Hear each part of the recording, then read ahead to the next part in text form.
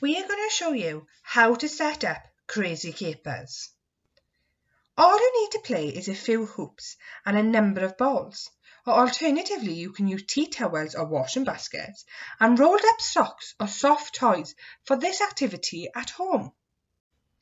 Place the objects in a hoop in the middle of the area you're playing. Place the other hoops on either side of the area as a home den and a starting point. Aim is to collect as many objects as possible and place in your home den in a set time.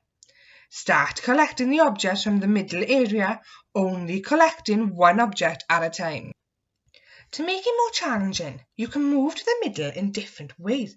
For example, skipping, side steps, or even throwing the object back into the den. For more ideas, visit our Facebook, Twitter, or website.